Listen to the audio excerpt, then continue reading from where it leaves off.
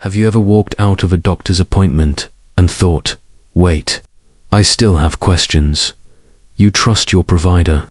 You're doing your best, but deep down, you feel something is missing. You're not alone after 65. Your body, your goals, and your risks all begin to change. But many doctors simply don't have the time or training to fully adjust their approach. In today's video, I want to share 6 things your doctor might not tell you, but you deserve to know, not because they're hiding anything, but because the system moves fast, and sometimes the most human truths get lost in the rush. Let's bring them back to the surface gently, clearly, and together. 1. More testing isn't always better. Take Mary. 69, she felt perfectly healthy, but agreed to a full body scan just to be thorough. The scan picked up a small nodule in her thyroid. That led to a biopsy, more scans, and finally surgery. Even though the growth was tiny and likely harmless. Was it necessary? Maybe, but studies show that for older adults, routine screenings can often lead to overdiagnosis. Finding things that look scary but wouldn't have caused harm. Many doctors don't always explain that. You're left thinking more testing equals more protection. But after 65, that equation changes. Ask your doctor, what happens if we don't do this test? What are the risks of false alarms? You have the right to pause and think. 2. Medications that helped in your 50s might hurt in your 70s. Bob is 74. He's been on the same blood pressure medication for over 20 years, but recently he's been feeling dizzy when he stands up. He brushed it often till he fell one morning in the kitchen. It turns out his blood pressure was now too low.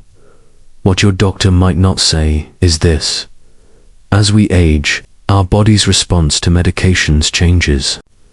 What was once helpful may now be too strong or no longer needed at all.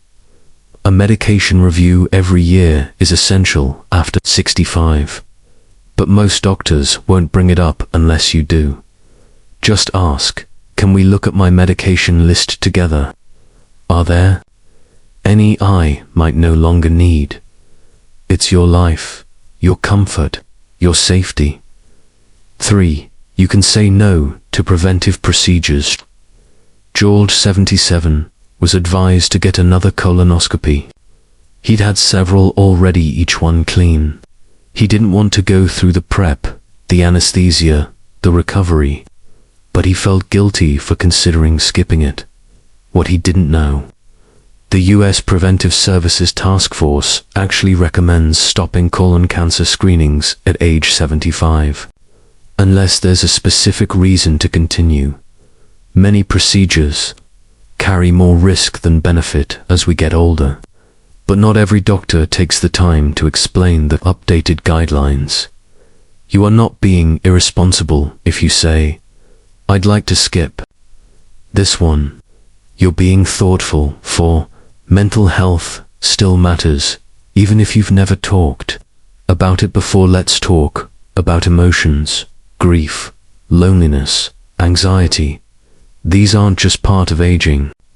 Take Rita, 72. Her husband passed away 2 years ago. She hasn't been sleeping well and has lost interest in hobbies she once loved. But when she mentioned this to her doctor, he just said, that's normal at your age. It's not. Depression and anxiety are common after 65, but they're often overlooked or brushed aside. Many older adults suffer in silence, believing it's just something they have to live with. You don't. You deserve support. You deserve to feel well, not just physically, but emotionally. If your doctor doesn't ask about your mental health, bring it up, or speak with someone who will truly listen. 5. You're allowed to prioritize quality over quantity. There comes a point in life where the goal isn't to live longer, it's to live better. But few doctors say that out loud. The focus often stays on fixing, treating, adding more time. David, 79, was facing early prostate cancer. His doctor recommended surgery, but David asked, "Will this extend my life?" The doctor paused. "Probably not, but it's protocol." David chose to monitor the cancer instead of rushing into treatment. He spent that year traveling with his partner, visiting his grandchildren, gardening. It was his best year in a long time. You have the right to say, "I want to enjoy the time I have. I don't want aggressive treatment unless it's truly necessary." That's not giving up. That's choosing what matters most. 6. You are not a burden. You're still the driver of your health, perhaps. The most important truth of all, you are still in charge, not your doctor, not your chart. You. Linda, 67, was nervous to ask questions. During her appointments, she felt rushed, unheard. Then one day, her daughter said, "Mum, this is your body. You deserve answers." It changed everything. Your voice matters. You're allowed to ask for more time, for clearer explanations, for second opinions. Doctors work hard, but they're human. And sometimes they forget how powerful it is just to stop and listen. So if you take anything from this video, let it be this. You deserve care that sees you, hears you, and supports what you value most.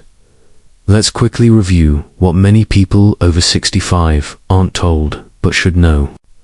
More tests aren't always better. Old medications may need adjusting. You can say no to certain procedures. Mental health still matters. You're allowed to prioritize. Quality of life. You are not a burden. You're the leader of your care. If any of these resonated with you, please let us know in the comments. Have you ever had to advocate for yourself or wish you had? What helped you feel empowered? And if this video brought you peace or clarity, please like, subscribe, and share it with someone who may need the same reminder. You deserve care that's wise, warm, and worthy of you. Thanks for watching. Stay kind to yourself. And take good care.